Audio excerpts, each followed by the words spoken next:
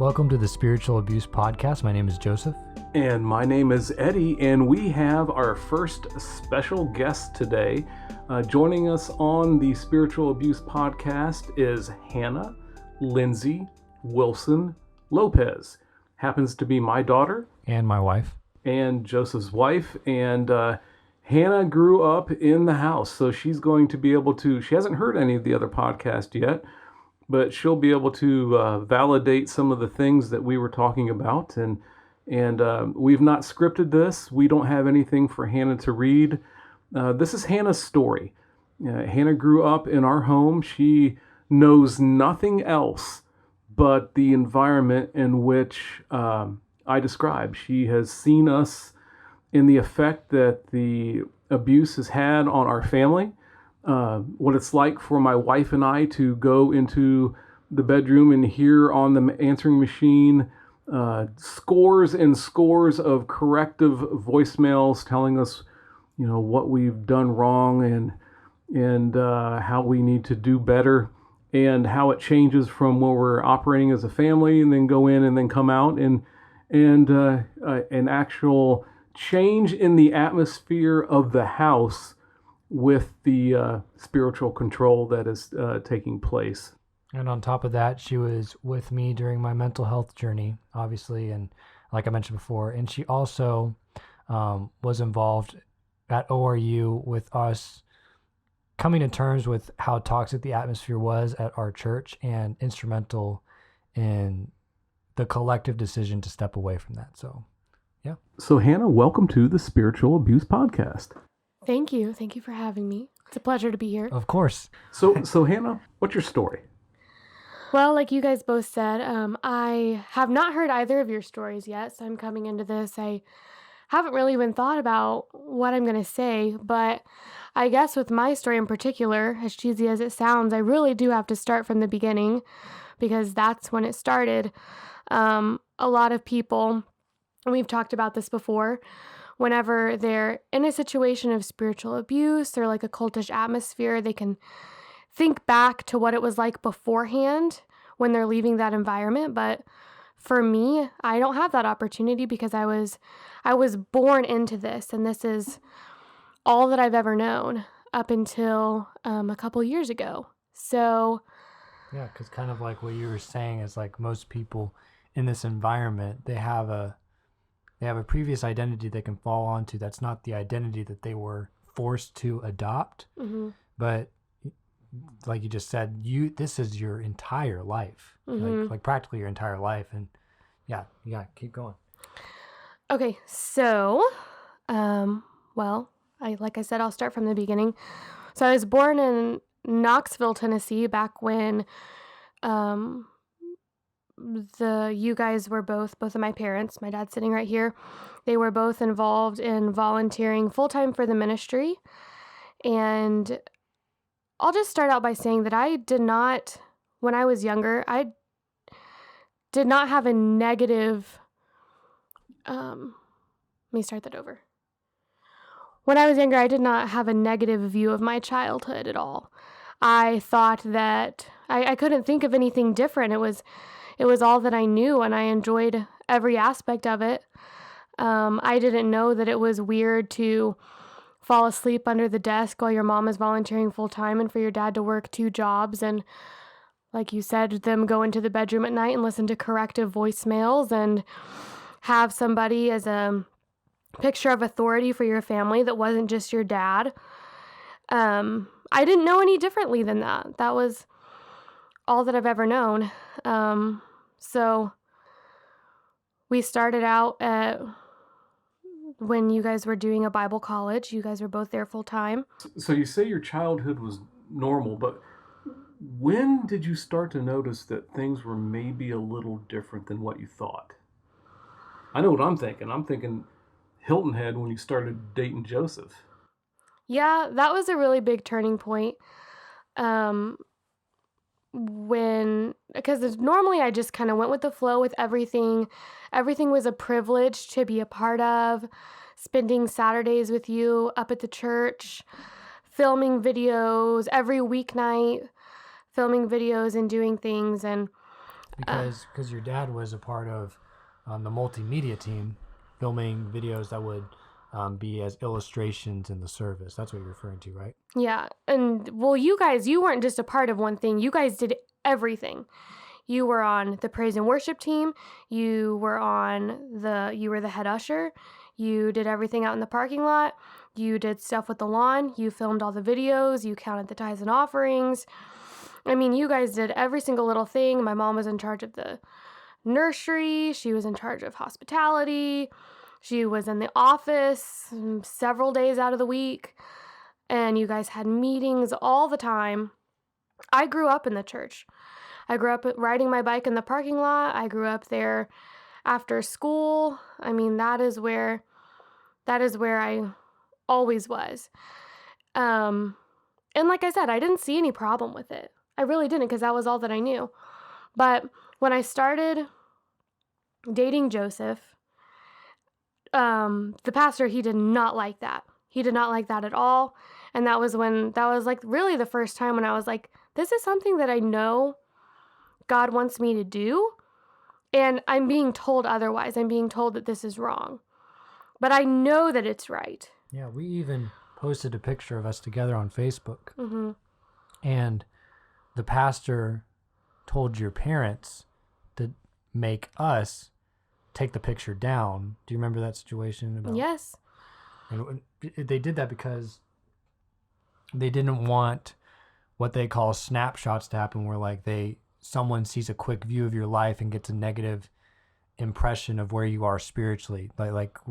Appearance is everything. We didn't want to appear in sin, and that was just so weird. Yeah, well, your parents, because they went to the church as well, and the pastor kept using us as a negative example. He would call us out almost every single service. Yeah. And talk about us being babies and how we were being together, and he would make fun of us. And I just thought, hey, we're getting attention. I didn't recognize that that was a manipulative control technique to try and shame us. Yeah, out of it, because obviously he liked both of us, or else he wouldn't have given us that attention. Right. He saw us as having a future in ministry in the church, and both of us, now that we were teenagers, we were very involved in the youth group. They wanted us to groom us, because the grooming starts, it takes years and years and years for some of these churches to groom people the way that they want them to be in a position of leadership. And so they were starting us very, very young. Yeah. And we were not. I mean, back when there was a Bible school, people couldn't date. They had very strict rules on what you could and couldn't do, and he did not want us to date. Mm-hmm. So he would shame us in front of everybody, use us as a negative example.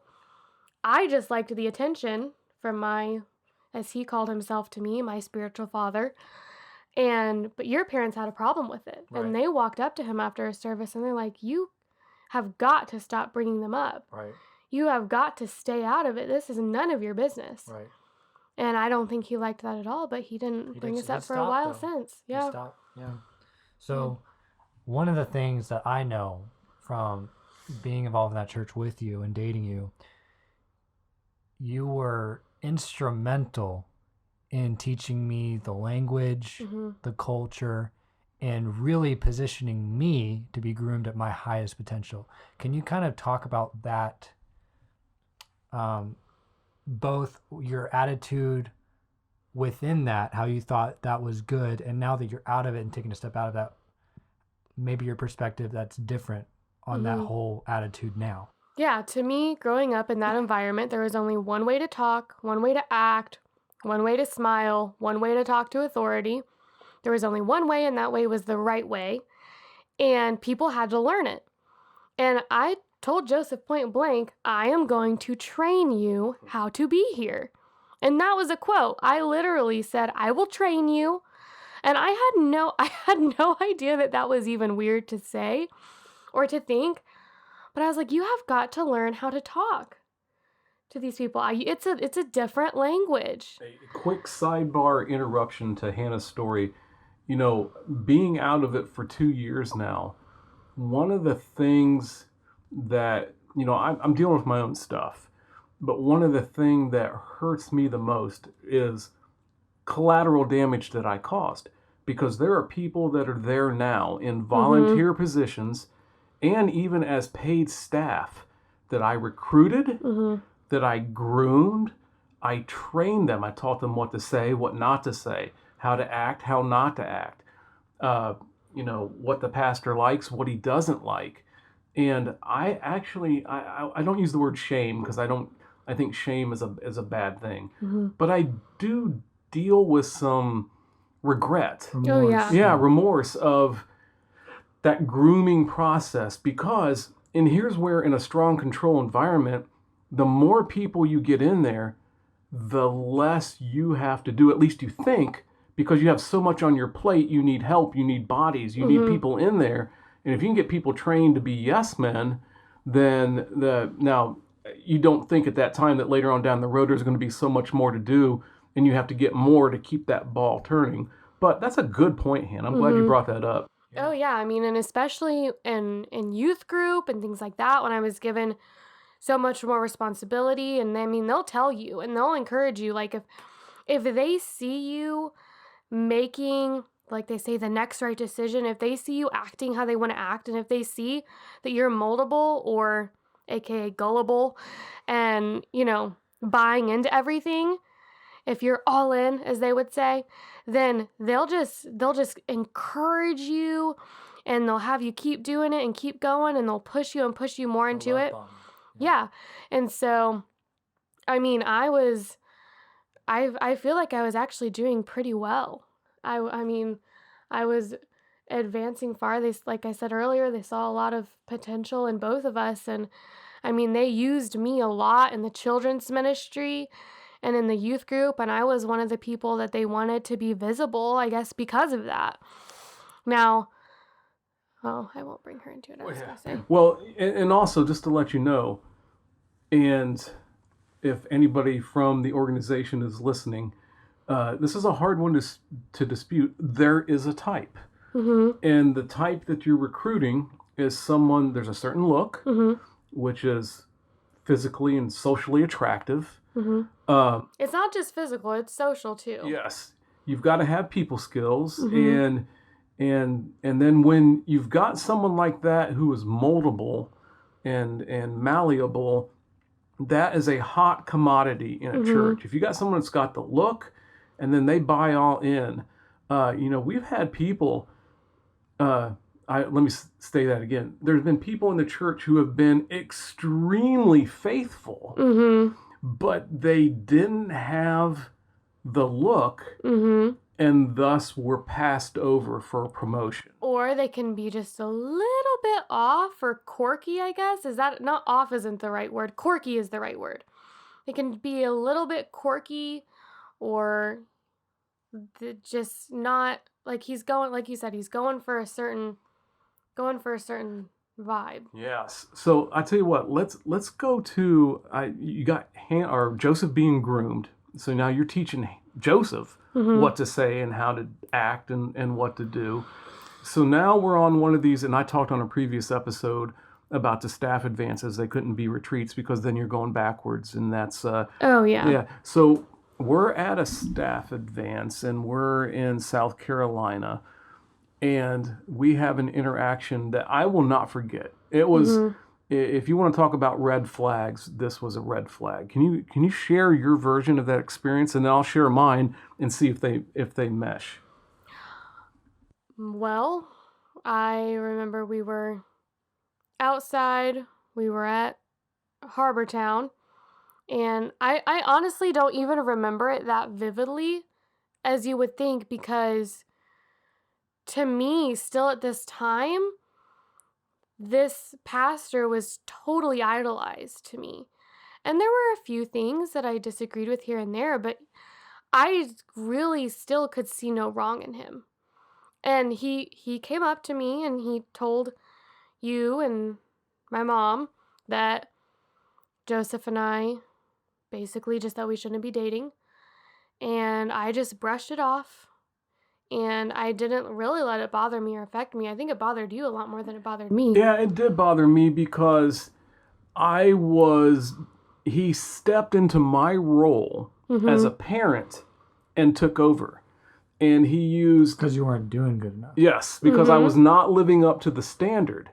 And he used his, I'm using air quotes on the podcast, he used his spiritual authority to take over my parental authority and to tell my daughter what she could and could not do. But Now, see, that wasn't weird to me, though, because he did that, I mean, my whole entire life. Yeah.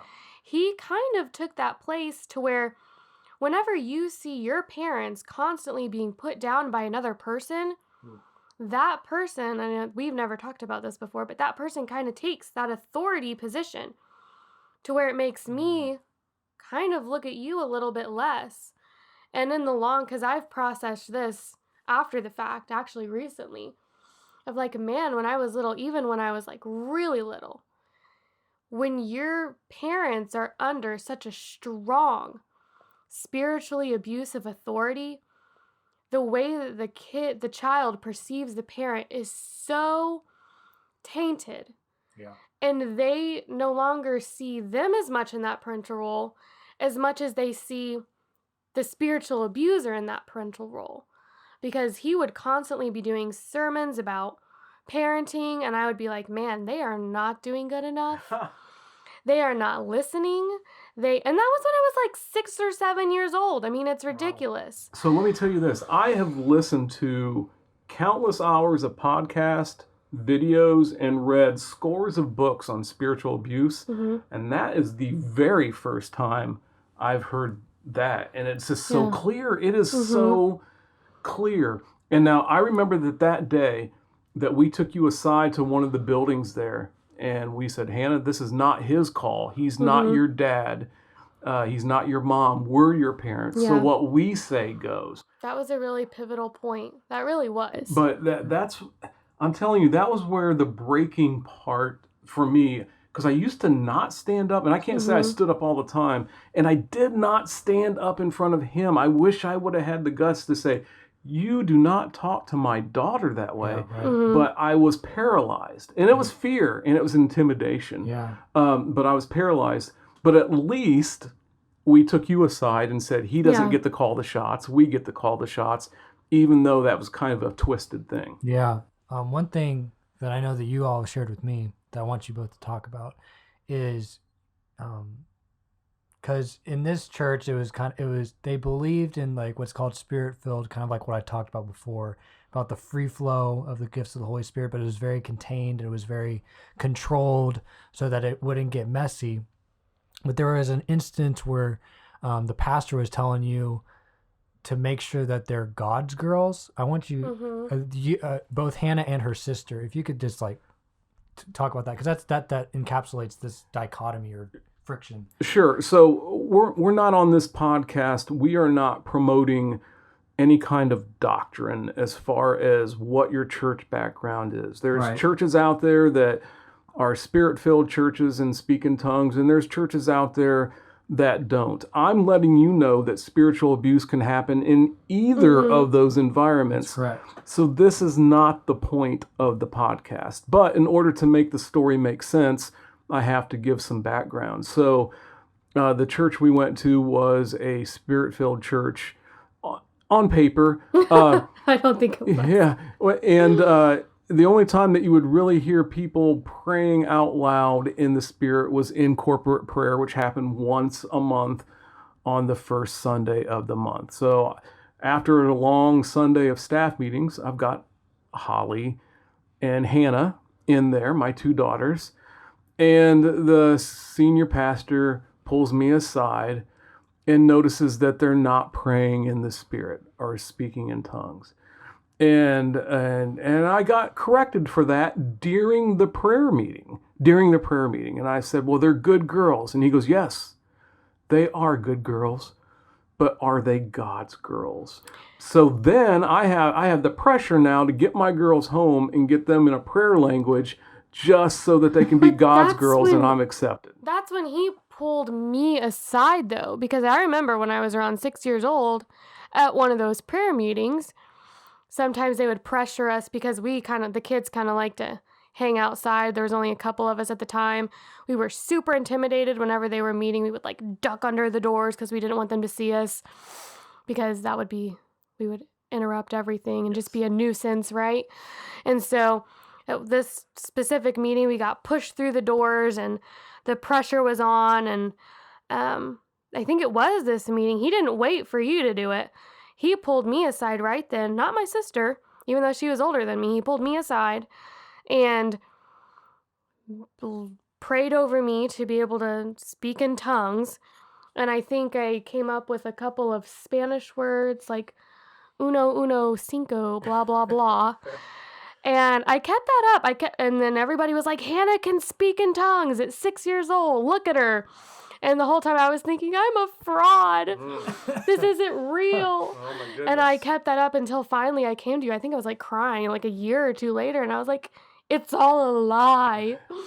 Yeah. Well, this also brings up another thing about later on when we were teenagers. We were in a corporate prayer environment. And what they do in this environment, it's not as free flow as it sounds. No. Everybody is, sitting down. You've got the associate pastor up there with a list of topics to pray for. It's very mechanical, and he calls on certain people in the audience to pray over certain topics after him.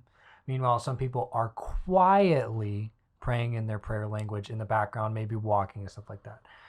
When we were teenagers, Hannah and I went to a few of these because we wanted to prove our loyalty. We wanted to prove how good we are. But I want you to share what you've told me in the past about just the anxiety. Oh my gosh. And just the unspoken pressure you felt if you got called on to pray. Okay, all those prayer meetings it is not to pray. It is a checkpoint to see where you are at spiritually. Do you know your memory verses? Can you talk the language? Because can one you thing pray? At that church is your spirituality is judged by, can you pray your entire prayer with just quoting verses, and can you string those verses along in an intelligible sentence to God? Because when you pray the word, there's added power, right? And you can't pray with emotion, because when Or from the heart. when emotion is high, wisdom is low. That is a saying of theirs. So you can't pray with emotion. It has to be a scripted, methodical prayer. And sometimes they want to push some younger people in there to see where they're at. Not so you can actually pray, because it's like I said, it's a spiritual checkpoint to see if you're good enough. Am I wrong, Father? Am I wrong? You are not wrong. And am I wrong that certain people there get called on a lot if they're good enough and certain people don't? That is correct. Because I could pick up on that too. Yes. They definitely have their favorites of who prays the best and who doesn't pray good enough. Well, let's just face the truth. Not a whole lot of people showed up to the prayer meeting, but it wasn't emphasized, and it was something you did because it was a church. It was not really a priority thing there, but It's a checkbox. yeah, it's just check. Yeah, well, and I think that people were way too intimidated because they realized they actually didn't get to pray. It was an honor to get to watch your leaders pray and for you to learn how to pray, I think is more so what it was. You might be right. And so there was one particular meeting. It was right before we were about to take 60 people on a missions trip to Jamaica. And I remember a prayer meeting before this. Man, my prayer was beautiful. I blew it out. I'm pretty sure everybody did a standing ovation. I mean, it was so impressive. I went up 15 points that prayer. And then this specific prayer, I don't know what it was, but I froze. I couldn't think of the verses. I was so nervous. And I was like, this is my chance. He called on me. And there's so much pressure. And I'm normally pretty good at this. I've done a lot of acting and theater and plays. And I was born for a time as this. Yeah. And I completely froze. And I ended up running out of the auditorium, crying. And I made up this story that I wasn't feeling good and I was sick. And then when we ended up going home, it was horrible. All because of a prayer. Yeah, you had a panic attack. I guess that's what it was. I guess I had a panic attack. Yeah. Because of a prayer in front of everybody. Yeah. Because everybody's looking at you and they're listening to you. But they're not just agreeing with you or listening to you. They're judging you. Mm-hmm.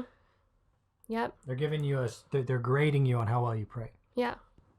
So, what got you to Oral Roberts University? Well, every decision that we made, and like I said, I really feel like it started with our relationship when we were so young.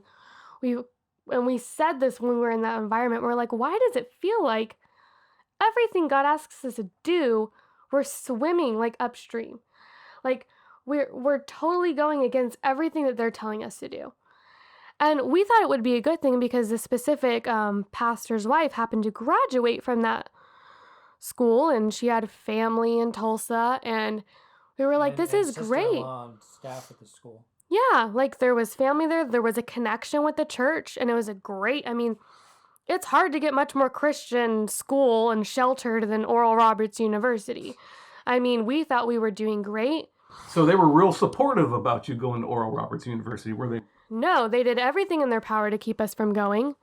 Everything in their power, and they made us feel horrible for leaving. Oh, yeah. I want you to, because I mentioned this in my story, I want you to talk about it firsthand because it was directed to you. Can you describe that time in the parking lot where the pastor pulled aside one of your closest friends and pinned her against you to get you to stay?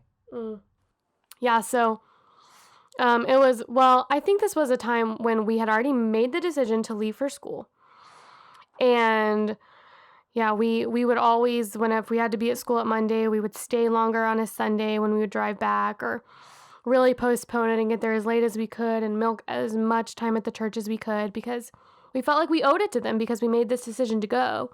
And we legitimately enjoyed being there. Yeah, no, we did. We did. That was our safe place. Those were our people. That was where we spoke the language. But we felt like it was our tribe. Yeah. You know?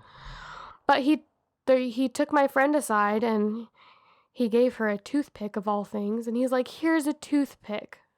I will never leave you like she will. I will always be here from you. I will never abandon you like she is. And I think he thought it was funny, and she was crying, and I was like, what the heck? And it's the little things like that. Yeah. Because when you're under spiritual abuse, it's, if it was obvious, I feel like a lot of spiritual abuse is obvious, but a lot of it's not.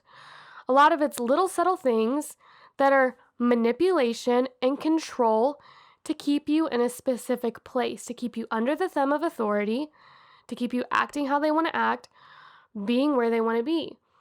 And to kind of go back to, us going off to college, they would always say, be planted, not potted. You're going to rip up your roots and you're going to go somewhere else. You're going to go to the school where, what did he say? All of the professors there are just failed ministers. That's why you're there. You're going to get tainted. You're going to go to this other church. And we thought we were doing the right thing too, because they went to conferences at this church to learn. Oh yeah, that's right. And we were like, well, we're going to go to the church that they look up to, which, I mean, did they really look up to that church? Different podcast, different day. Okay.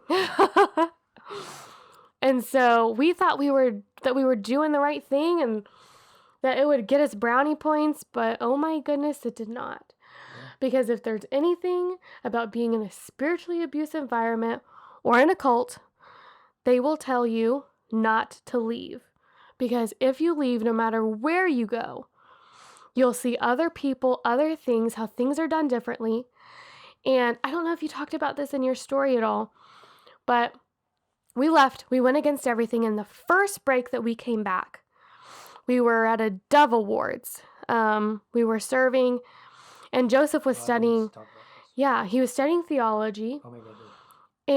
And the pastor was there at the Dove Awards, and we were so excited to see him. It was so amazing. And Joseph, I think you were actually, one of your roles for serving at the Dove Awards was serving him. Because he was doing an opening prayer. Yeah. Because he had some connections there. Uh-huh. And you were so excited to tell him the things that you were learning, because this pastor uses Greek and tries to be intellectual as much as he can in his services. And he's all self-taught. And he talks about that a lot. He's very proud of that. And Joseph was actually studying this at a very recognized Bible college. And he was like, look at this. Look at the stuff that I'm learning. I'm so excited. And we're even going to start, we're looking at other things and the way that other churches do things and seeing how things are done, just So we can because, learn from them. just so we can learn, because we have this opportunity and we just want to learn as much as we possibly can. And he's like, you guys cannot be more far off. What did he say? He's like, it's like looking at a dollar bill. You don't study counterfeit money, you study the real thing. So you can recognize counterfeits. Yeah. Yeah, Wow, so that's you could powerful. recognize counterfeits. And he's basically just like saying, you guys are out there looking at all this counterfeit stuff when you need to be here looking at the real deal. Yeah. But you're out there just wasting your time, distracting yourself. When in reality, he never asked us what we want to do. He didn't care that I was dedicating myself to getting a nursing degree Right. so I could serve. I'm a chemo-certified oncology nurse right now. Yeah. During a global pandemic. Yeah. And he could care less that was what Well, I he was couldn't be studying more or what I was disappointed in doing. you. He was so disappointed. And I think that's when and he was so disappointed in you. Did you talk about when Yeah. The teaching. when he thing. sent you Yeah. just mocking you in Yeah. front of the whole entire congregation at the church that you were learning Greek? Yep. Because you can never be, they always want to keep you under them. You cannot do anything, especially like education-wise, to be over them, or they will put you right back in your place. Yeah. And So when did you feel like your eyes were opened? Okay, Was back it to that all at one question. time, or was it a gradual? oh no, it was a very, very, very gradual thing. And it didn't start with like, oh my gosh, like this is an abusive environment under this leader. Mm-hmm. It was more so just a heart to be like, this stuff isn't right and it needs to change. Right. And of course, they have a lot of really good sayings and cover-ups of like, well, everybody has a 20%, but focus on the 80%. Or if you see a problem, then you're anointed to fix it. 20% wrong with them, 80% good. Yeah. Yeah. So don't look at what's wrong with people. And the focus on the bright side and all the positivity and the choose joy and you can go on and on and on and on with the things that they put in you, not to look at the problems. But when you start seeing the problems and you're like, man, I want to fix this. But it was such an odd relationship because I was starting to see, man, there's some really messed up stuff here. And then you would call your parents. and then I would call you, and there's this one particular instance Yeah. where because they would make all these videos. Oh, they were just so lame. They were so lame, so not funny. We're not here to pick apart the videos. I can't help it, okay? I can't help it. I'm sorry. I can only do so much. Okay. But there was a video, and it was on mental health. And basically, they were bashing every single mental health illness Yeah. that they could come up with. That was the common ones. The situation was calling a mental health hotline and you following the prompts based on your illness, but the prompts just berated or just made fun of you, emasculated you. Because I will say this, due to Hannah and Joseph calling that video out, it has been removed from their YouTube video. unfortunately, Yeah, sorry. You can't go there and watch it now. We called it out recently. Yes. But I was in a mental health class for nursing school, Not to and mention I have a history with mental health. yes, Joseph has a history with mental health. And I called my dad up, and he was working at the church, and I was like, this is not okay. Like, this is so wrong. This is so, I might even have used the word abusive, and that might have been one of the first times. And I was just like, this is not right. And that was one of the first times I was just in tears going, no. And what did I say? You said, well, it's not that big of a deal. You're being overreactive. Being too That's not the sensitive. point of it. You're being too sensitive. It's fine. And that's called speaking the language. I had been conditioned and trained to know whenever something came against what was going on, you would then, you wouldn't really make excuses for it. You would turn it on the person to make them feel bad for even mentioning that Yeah, something. you gaslighted her. Yes. Yeah.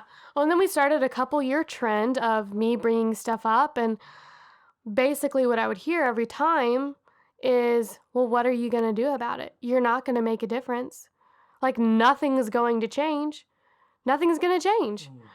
And I don't blame anybody for saying that, and I mean, it's probably still the same way now. Like, what are you gonna do about it? Nothing's gonna change. That's a very common thing for people Or to they'll say. say, pray about it, and then God will speak to the pastor and he'll change. Yeah, like that's the only way, because it's like, well, you can't change a person.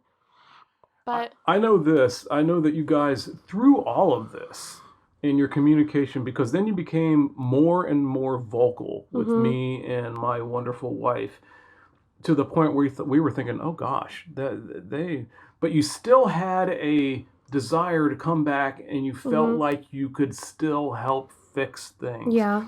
And I remember shortly before I was let go, I was getting a number of messages preparing me for you guys being in staff meetings. Like, now, Eddie, you and Lisa are going to have to be ready to handle when Hannah and Joseph get corrected.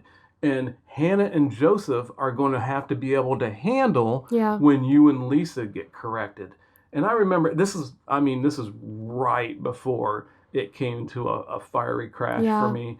And I was sitting there going, why is the focus on correction? Yeah. This is just It was getting messed heavy. up.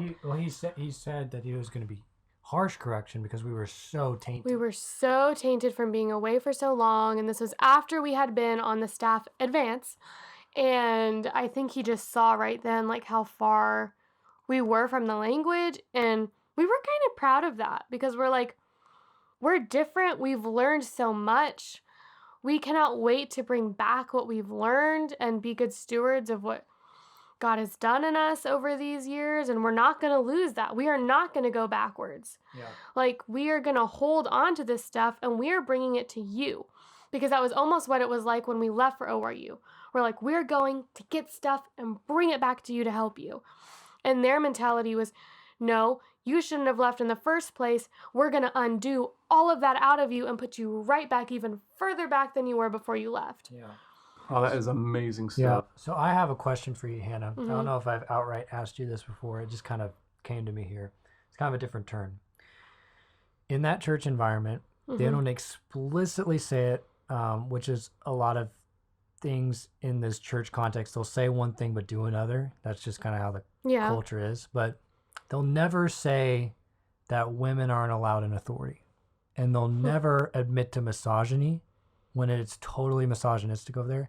What is your experience looking back as a woman in that church context where you saw, you know, the gender roles very apparent, the misogyny rampant, and with you having a passion for leadership and visibility, how did that affect you in your drive to prove yourself in that church? Well, I think it was very clear that the only reason, how we talked about earlier, that it all kind of started whenever you and I started dating was because they saw, wow, the guy she's dating has potential. He's up for this whole, cloning operation. And we like that. And we think that they're going to be together, and we're going to help them get there, because these are two really great candidates. And so it wasn't that they just saw me, they saw you leading me. Yep. And we were always addressed, was you first, me indirectly, or me under my parents. I was never just an individual there. Does that answer your question? Well, yeah, because I remember like one mission trip, I got this prophetic word from the pastor saying that I was going towards the bullseye in my destiny. And I was getting closer and closer to the bullseye until I became a 100-fold producer. And you talked about how you, because you're so connected to me, assume that for yourself as well. But it's almost like you didn't have an identity. Like they didn't give much words for you. They didn't give much attention directly to you. Because, explain the dynamics within the culture of like what is expected of a woman in that culture. Oh Lord, that's a good question. Let me help you on that one. I think the proof is in the pudding. Yeah. This is pretty much with, and not all churches, but especially older churches. Yeah. They'll it's definitely patriarchal, with adult male leadership, and The women's roles are clearly defined. There's no women staff pastors at this church yet. Most of the staff are married men, and the women stay home, and most of them homeschool their kids. I'm not saying I'm not anti-homeschool, but I'm just it paints a picture for people out there of what what we're dealing with. It's the wives were involved, but not to the extent of the men, Right. because they had specific roles, but they weren't leadership Well, roles. the women don't get paid, the men get paid, and the women are a part of the deal, right? That's correct. They're kind of contracted in as you're his. You buy one, get two free. Yeah, get You one buy, free. buy one, get Buy one one, free. get one. Yeah. Right? BOGO. The phrase that was used was, "If you get Bill, you get Hillary." That's Yeah. the phrase that was used. But I you know- were Bill, I was Hillary, Yes. and you were my ticket in. Right, and I remember us, consciously and a little subconsciously, like on these staff advances, all the women do the cooking and the women serve the men while the men go out and fish. And it's so bad that some of the men have the women clean their fishing equipment. It's that misogynistic. And I remember, us talking about how if I ever go on a staff advance, I'm going to be in the kitchen and I'm going to totally go against the grain. Yeah. Because that's just not right. Because this affected us, I think, more than we knew. And I think it really affected you as a young woman with a drive and passion for leadership to make a difference. Because you didn't see yourself in that mold. You didn't see yourself as a stay-at-home mom without a career, without an outlet for leadership. And I think you struggle with that more than maybe you consciously can remember. I think that was a dynamic you had to deal with and still are. Maybe. It was just something that you had to accept, and I was looking for a way to work around it. Right. But luckily, you were like I said, you were a great inroad for me, and to get where we wanted to go. And I never thought in a million years I would ever be hired at the church. Like, that didn't even It's so cross my mind sad. that could be a possibility. And luckily, there are a lot of churches that are a little bit more forward thinking where that is a possibility. But for me, I don't even think that ever crossed my mind. Or theirs. No, it definitely didn't cross their mind. All right, so sidebar question. When I was released from the church of my duties for the addiction I was dealing with, how did that affect you? Was there any relief, or was that a hard thing to process? There was absolutely no relief. Okay. And I remember, this is a quote that I told my mom afterwards. I said, "Don't you worry about a thing. I will pick up the keys to the prison cell that you just walked out of, and I will lock myself in for the rest of my life to finish what you started." Yeah. That was a quote that I gave her because I felt so bad that it seemed like you guys had just lost everything. Yeah. You had been working for your whole life, but this was when my eyes were open more and more. But I was willing. I mean, if you think that what you're doing and serving in a church is a prison cell, I think you're in a place when you can recognize that that is a place of abuse. Right. That is a place of spiritual authority where they want to lock you up, where they want to keep you chained. They never once asked me, "What do you want to do with your life?" They never once asked me what my opinion was on anything. Right. Heck, we were even a part of a group where we got to sit back and watch the staff pick out different Christmas cards and stuff like that. And that was not an opportunity for them to hear young people's voices. That was an opportunity for us to be put in our place and learn how to act. And they said that point blank. You even said, you asked the pastor. That was only for indoctrination. Quote. Indoctrination of their young people. It didn't work, clearly. But I was willing to put myself in that because I didn't want you guys to feel like you had lost everything that you had worked pretty much your whole lives to achieve. It was hard for you because I remember being on the calls of those things and you were crying. I had to mute Oh, because yeah. you were crying. Because we were in those meetings, we were long distance, and I couldn't take it. I was absolutely miserable in that last year. of being under that. Yeah, when I would rant the whole time that this pastor was talking in the meetings, I would just press mute on our phones and I would rant. I would yell at the phone. I was crying. I mean, I was out of control. But it was just because I knew like what they're doing is not, it was not okay. Not okay. So Hannah, for the listener out there that's thinking, okay, well, if you knew it was so bad, why'd you stay so long? Like, couldn't you just leave anytime you wanted to? What would you say? We definitely couldn't leave. I know you shared, well, did you share about when we got several voicemails? Because we were like, if we're going to be on this staff, if we're going to be in this, we're going to stand up for ourselves. Because I watched my parents my whole entire life under the thumb. I was like, I'm not going to do that. I am not going to. And I made that decision, and there came a point when we had to, and we got shamed. We got 35 voicemails, and the pastor said, you guys, like, he basically said, your destiny is in jeopardy. Yeah. And I thought to myself, I was sitting in the parking lot at the school I was going to, getting ready to go into a class, and I was like, who let you in charge of my destiny? Ooh. Like, who are you? And I remember I was talking to you about that. I was like, who is he to think that he's in charge of my destiny and gets to make these decisions for me? You have a very specific future at this church if you keep being faithful and keep doing it right. Yeah. But he would never tell us what that was. He never told us what he thought our future was. It was like a carrot dangling in front of our faces. And I was just like, at some point, and it was, I think, I don't remember when I ever realized that after I said the thing about locking myself in the prison cell. Oh, I know what it was. We were at the church that we were going to in Tulsa, and we were just asking because I was just so conflicted, and I opened up about everything that was going on, and it was like, he said, it sounds like that you guys are like, who's he? Horses. The pastor we were talking to. Okay.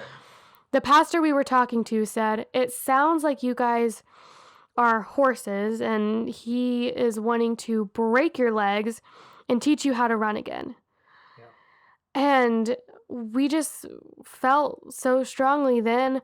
We made the decision, and it was after you got fired, after everything had happened, after I said I'd lock myself into a prison cell, after a lifetime of dedication to this, and what I was ready to commit a lifetime more, put my kids under that their whole lives. I was like, you know what? No, we're not. And for me, that was everything.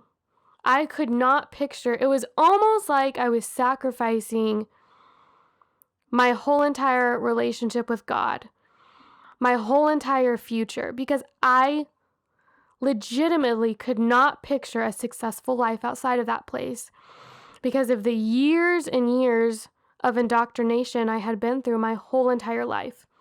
Because I constantly heard, this is the only place, we're the only church doing this, we're the only church doing this right. Every other place does this. All the other pastors do this. You're only going to, and I was told specifically about me, that was pretty much, that was the only place I could be successful. And when we were even in Hilton Head on Thanksgiving, he told us, you are only ever called to one church. That's right. Yeah. You can only be in one church ever. Yeah. And you have to be honoring and under your pastor if you're ever going to get anywhere in life. Yeah. So to that listener who may be wondering, why didn't you leave earlier? You have so much wrapped up in your identity with this small, obscure place that the thought of leaving is not just terrifying, but it makes you feel like you're losing everything. Because a lot of people may have family to fall back on, but over the decades, you've disconnected I didn't have a relationship with my family. Over the decades, you've disconnected so much from your biological family in lieu of this spiritual family that you just feel like you're starting over completely alone. And we did. Yeah, we all did. And for the listeners out there, if you're in a spiritually abusive environment, whether it be a church or any place else, and you decide to speak up and leave, I can't promise you, but I can almost guarantee you, you are going to be shunned. You're going to be, you're going to lose your tribe. Those people that you had dinners with and went out with and all that, you have betrayed the leader. You have Betrayed them. You betrayed them. Betrayal. And you will be. There will be a shunning, a disconnection, a disassociation, and they'll say that you're bitter and you're hard-hearted and you're hurt and confused and being used of the devil and all these things they'll say, but it's because you're no longer drinking the Kool-Aid. Exactly. So a couple questions, because I know it's getting a little long. I want you to tell about the story about when Shelly died while we were at that staff advance and how that was for you and how that was a tool of spiritual abuse. And I think I want to share. Can I share a different story? Sure. Okay. It's your podcast. Yeah. You can share whatever you like. So, and I kind of just want to wrap up with this. I know that we were taught in this specific church that you've got a big butt, which means you can end everything with a positive but. You know, this was bad, but now we're doing great, right? So here's my big but. Well, it's going to start a little bit low. Just to kind of wrap it up with a bow. One of the kind of the most, what's the word? Imagery, like the most vivid. Okay, now here's one of the most symbolic moments during all of this, and what I think back on and to where we are now as far as healing and the restoration my family has gone through, because that's what I've realized now. All these people and under this spiritually abusive atmosphere, like we were told all of these people were our family. They weren't. They weren't at all. And what's so important to me now is the family that I do have, like my actual family, not just these random people that say that they are so they can use me and abuse me, right? There was this one specific night, and I think I was, 10 years old, back when you were filming all of your videos, and you were gone, talking to my dad. He was gone pretty much every night, just a slave to the ministry, a slave to the pastor. And there was this one specific video that we were shooting, and it was about dads who had different roles, because the sermon was about how to be the best dad, how to be the biblical dad. And my dad played a role in this video where he played the role of an absentee father that was always out busy, working late, and not able to spend time with his daughter, and the daughter was upset. So those were the roles that we played in the video, casted by this pastor. And then I was thinking, it was so confusing to me, because I was like, but you're always gone. Like what am I supposed to think? Like, you're always gone, but you're doing what he's telling you to do. But he doesn't have to do this with his son, but you have to do this with me? Not only that, one of the main ways that you could spend time with your father was being casted in a video. Yeah, and that's how we were spending time together, was by me playing the role of a daughter with an absentee father, and that's how we had to spend time together. And it's so ironic, and it's so just sickening and painful, but I'm so, so grateful that we are finally, here's my big but, we're finally in a healthy place where we are prioritizing relationships with family. We're prioritizing relationships with each other. You have a great relationship with your grandson, and we're just doing things right now. We have time on the weeknights. We have time on the weekends. You know, I reached a point where people stopped asking us to do things because of ministry stuff.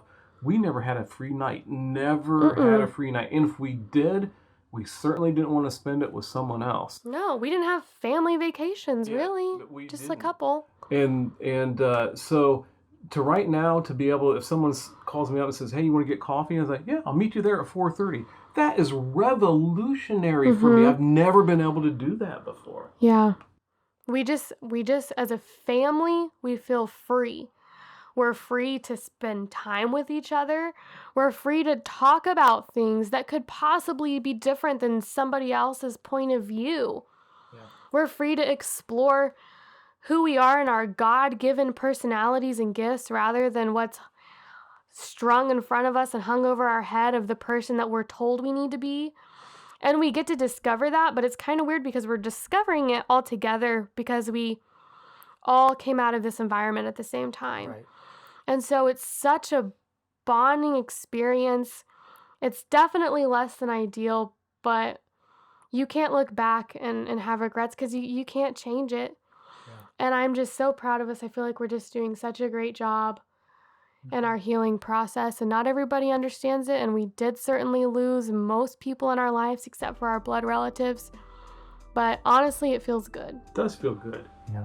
Well, Hannah, thank you for being a part of our podcast today. Of course, thank you for having me. Yeah. So thanks again for listening to the Spiritual Abusive podcast. I think Hannah's story really brought it full circle and really gelled together both Eddie and my story and just brought a different perspective on some things maybe we have mentioned in our story, as well as brought out a lot of wonderful gems just from her individual experience as not only a receiver of spiritual abuse, but a child brought up in an environment of spiritual abuse. As always, please leave a review to let us know how this podcast may be blessing you, or what are your thoughts on the podcast, or maybe even your story. We hope that you're blessed, and we hope that this makes you think. We hope that ultimately this brings greater freedom, and ultimately this can help the church be better and bring about change.